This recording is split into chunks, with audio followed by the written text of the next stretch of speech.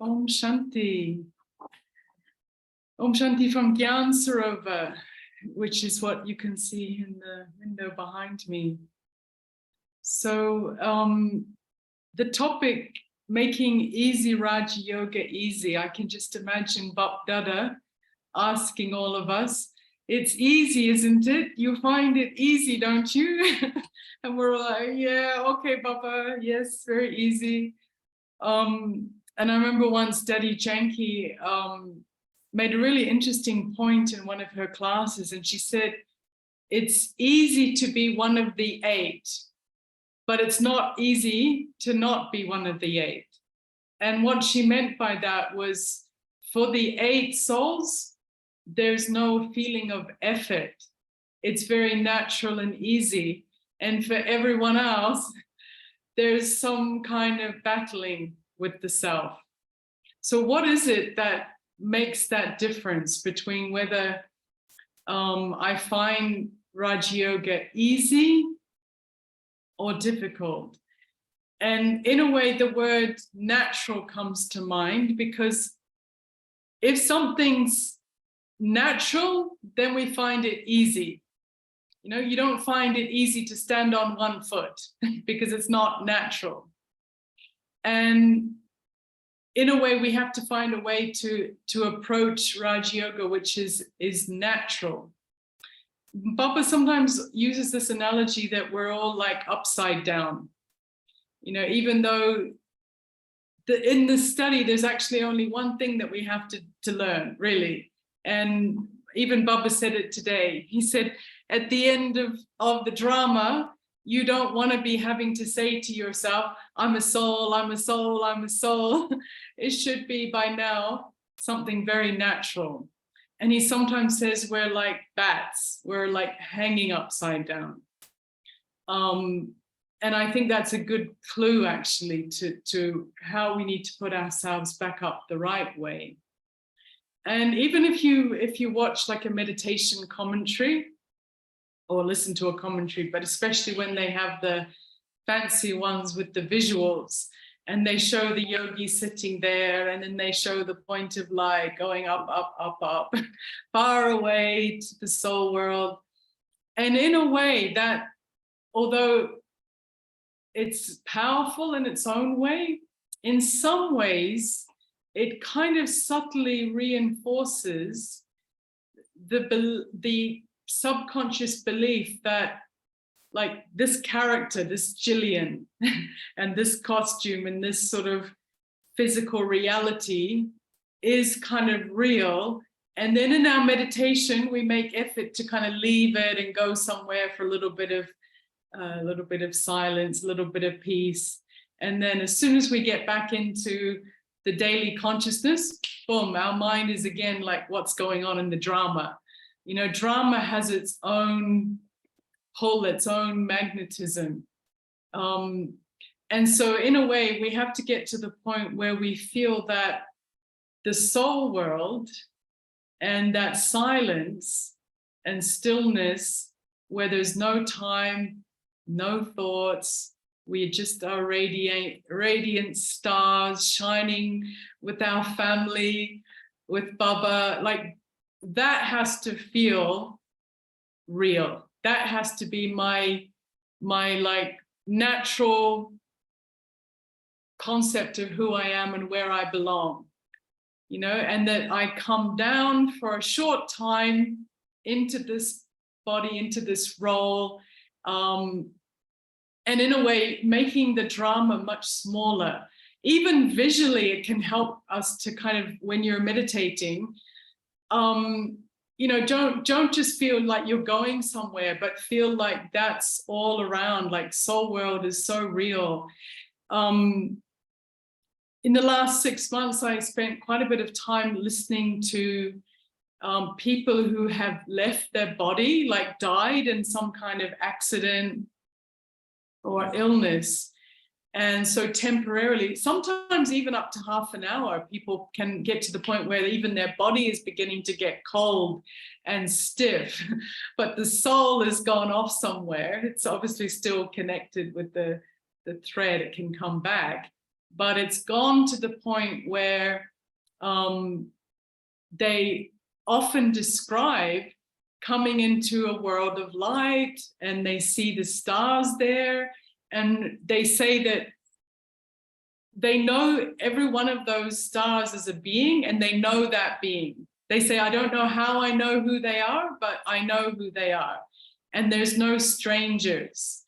And so even that, you know, person that you consider a enemy, or in the drama, the villain in the drama, the politician that you don't like, whoever you have an opinion about their part, in that dimension, again, they're just like a family member, and you totally understand that that drama was just like a side scene, that our eternal reality is with Baba. Our eternal reality is to be like Baba, you know, to be full of everything. And that actually in that consciousness, when that's really clear, and I think that was clear for the daddies, you know, I don't think they had to go around reminding themselves, I'm a soul in the middle of my forehead. They had had like a very pure experience of being from beyond this world, and then coming into this drama. And recently I was surrounded, actually I still am, I'm surrounded by puppets, because one of my neighbors in Mount Abu is a professional puppeteer. So there's all these beautiful puppets all around the place. And it really made me think about, instead of considering that this is a drama, because when you think of this world that we're in, I mean, Baba always says drama, and drama is good because it reminds you that we come from backstage. This is not the home. We do our performance, we change our costumes, and we leave again. So it is still a very powerful analogy. But just for a moment, imagine that you're watching a puppet show instead. Because when you're watching, if you're in a theater and watching a theater show, or even if you're like watching a movie or a TV serial, for some time when you're watching it, you kind of almost lose yourself in the show, yeah? So you identify with those characters. They remind you of people that you know. You know, when they have a success, you feel happy, and you're hoping for a good ending. And when there's some danger, you know, even your heart rate like increases. You know, that's why people watch dramatic shows, to like feed off that kind of excitement. But when you're watching a puppet show, it's impossible to get that excited or fearful for what's going to happen, or like super happy when there's a good ending to it. Why is that? It's because with a puppet show, or a cartoon, but with a puppet show, it's kind of obvious that they're not like real. They're very kind of awkward. They're very comical, exaggerated. And not only that, you can also see the puppeteers. You're very aware that there's like a hand moving the puppet or holding the strings up above. And so that contrast between the puppeteers, who are eternal in this context, and the puppets that they're animating for a short time. And then you know that they're going to put those puppets, you know, back in the box, and the puppet show's kind of over. And you enjoy the whole show. You can't take it too seriously because it's so obvious that it's not real. And so just for a moment, imagine that you, this is a puppet, and everybody that you see around you, you know, your boss, he's a bossy puppet, you know, they're all, in a way, kind of imagine them almost exaggerated with their characters. But behind the puppet show is the souls. Each one of these puppets is only operating because there's a soul, a puppeteer, kind of making it move. And so no harm can ever come to the puppeteers. You know, the puppeteers are never in danger. The puppeteers can also never win anything from the drama, because it's kind of a obviously fake little show that's going on for a short time. And the puppeteer, you know, is not going to feel like they got something when the puppets won an argument, or when the puppets got a new little puppet house in their puppet show. They don't feel like, oh, I gotta, you know, and so that's the kind of detachment that we need to have from our little puppet show. You know, that not to feel that there's actually really anything for us to gain in this temporary puppet show. And not only is it a temporary puppet show, it's the end of the puppet show is one of chaos and destruction, and it's not even going to be a pretty puppet show. It's going to be a very chaotic puppet show.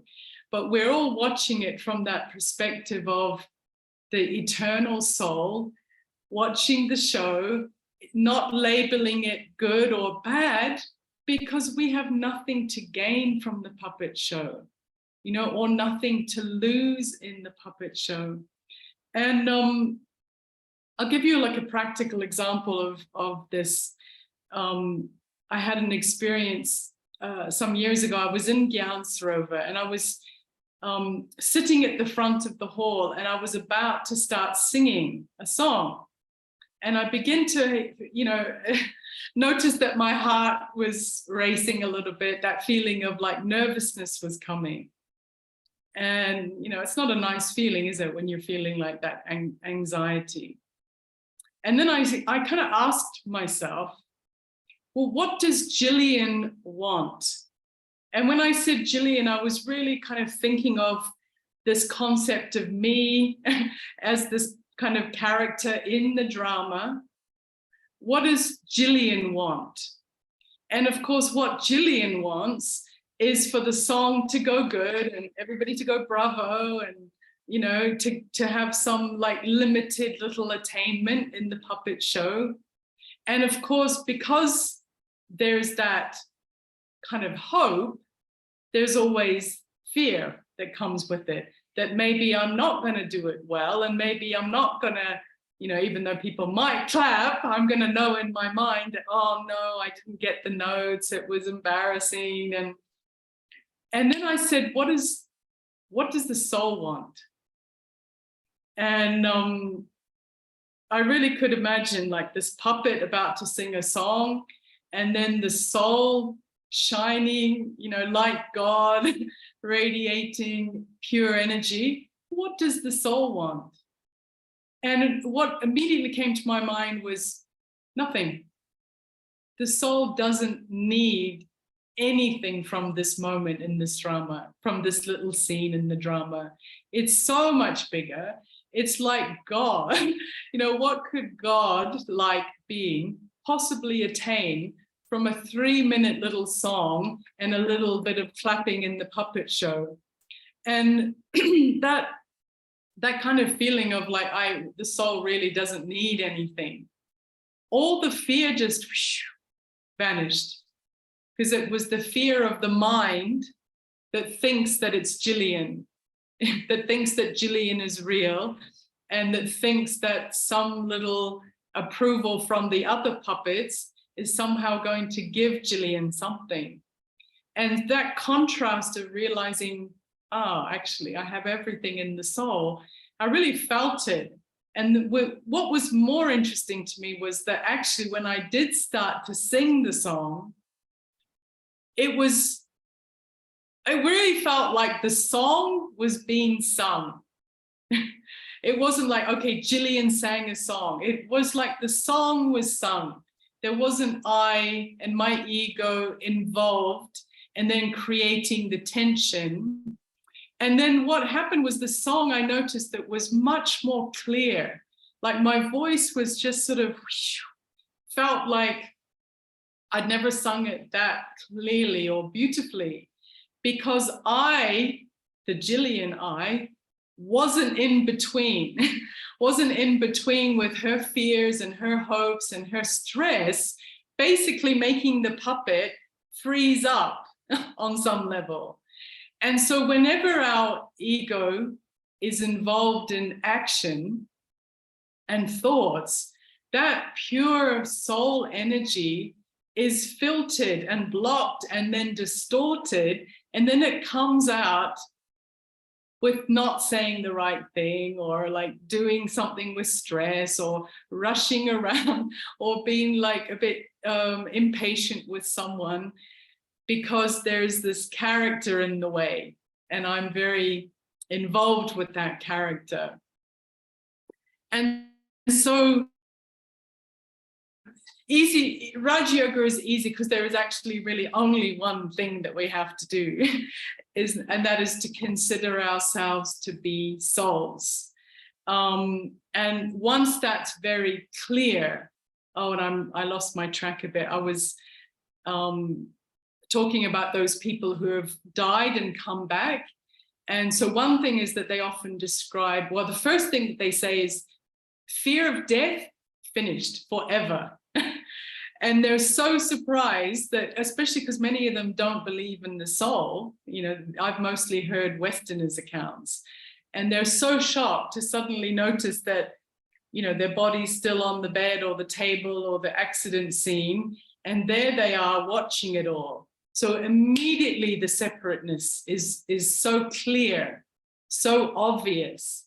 And they feel an incredible detachment from the drama, to the point where even if they've got children, they feel that really that drama is accurate. It's like as soon as we leave that costume and that kind of limited mind attached to our role, the soul recognizes the absolute perfection of every second in the drama. In fact, someone once asked Mama what was truth. And interestingly, you would think she would say Baba, drama, you know, the soul, but she said drama is true, in a sense that it's never wrong. It's always perfect. And this is what the souls instantly understand. And so therefore, they really are ready to go. You know, often they, you know, they get told kind of they have to go back, and they're like, oh no, I have to squeeze this bright, you know, vast, powerful being back into that costume. No, I don't want to go there. And then they often experience, not everyone, but they often experience, you know, seeing a being of light, or seeing other stars of light around and feeling that that's people who they love. And when they describe the love of God, so one brother who had a terrible plane accident,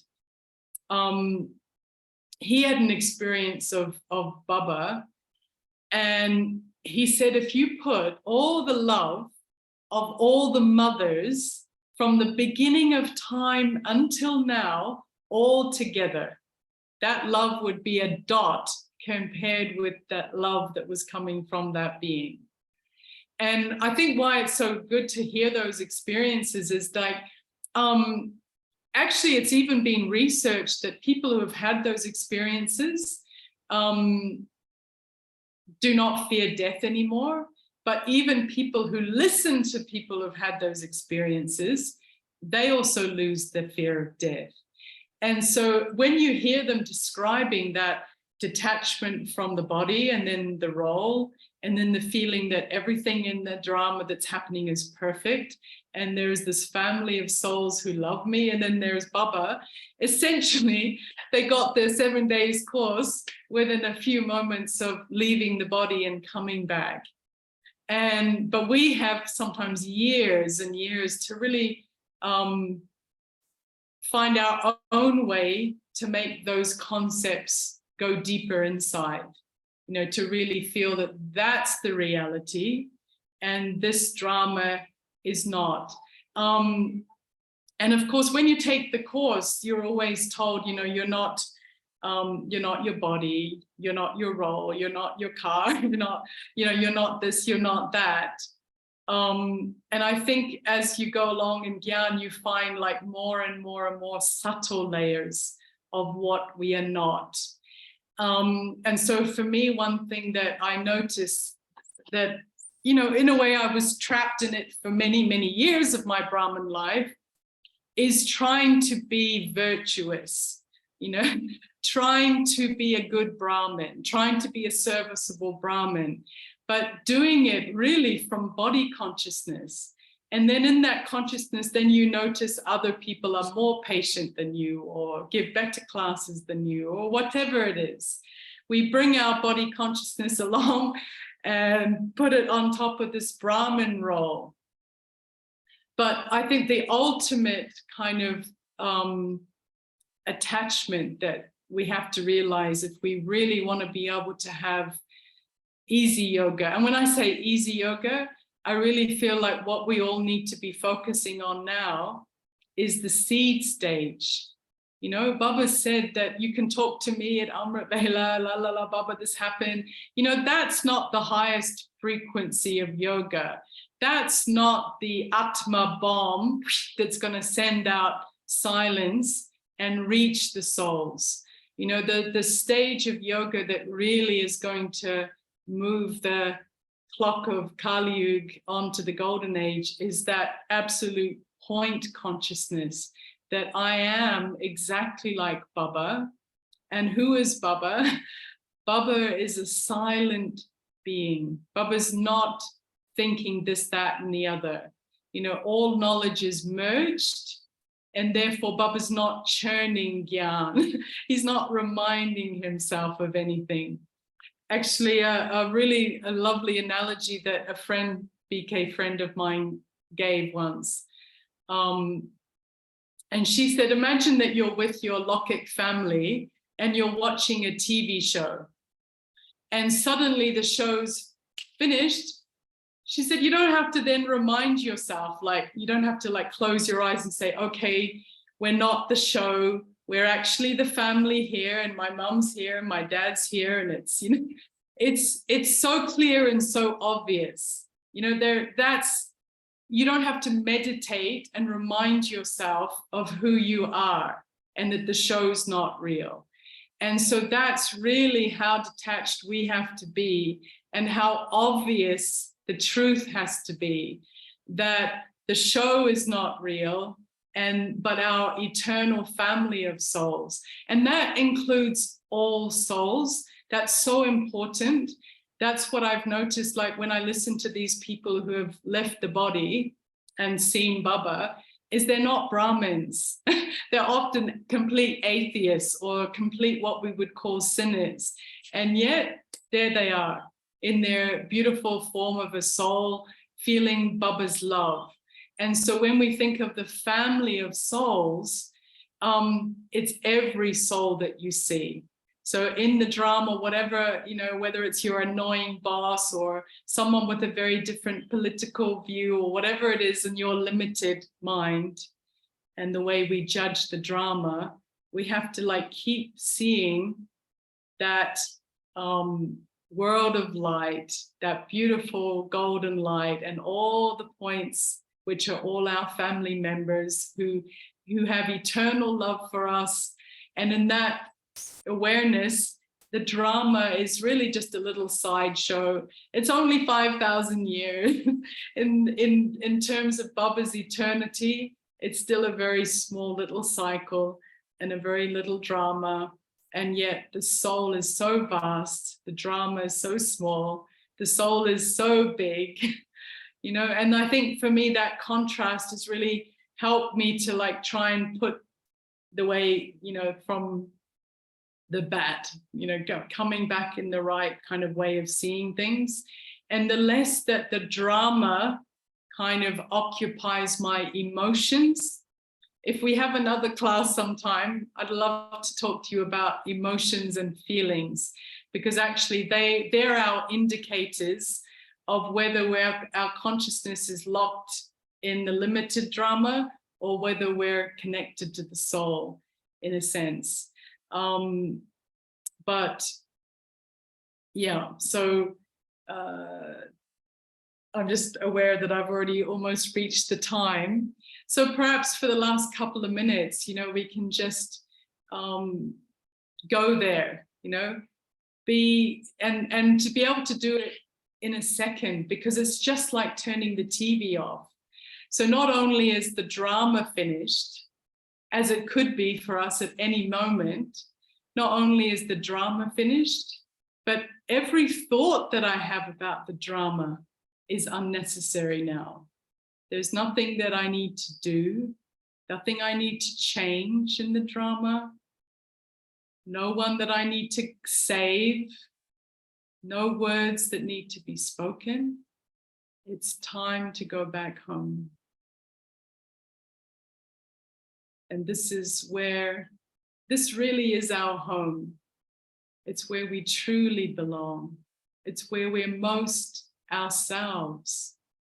We don't even need to put our mental energy into like occupying this puppet and this role with all its duties and responsibilities and opinions and thoughts. No, we're just like Baba, so free, so pure, so full of light, with no thoughts, just pure awareness, just pure beingness.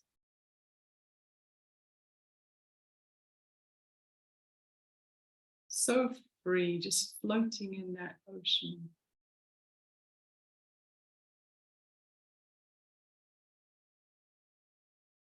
And every one of the other beings is my family member. There's just so much love. It's like an internet of connections between all of us, a web of love.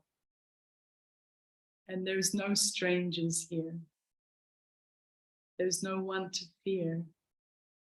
There's only beings the same as us, beings of love. What a beautiful place to be.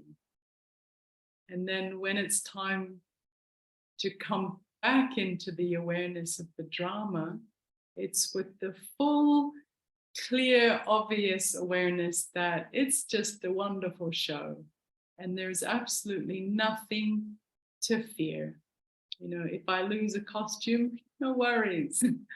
I just go back to Baba. I can find I'll be given a new costume in the drama. The drama is absolutely unfolding accurately. And there's no need for any single little moment of tension. And what a beautiful gift Baba's given of us, this knowledge that we don't actually have to have near-death experiences, but Baba's told us the whole big picture. And now all we need to do is just let that sink deeply into our awareness so that it's very clear and very obvious. And then yoga will be very easy. Om Shanti.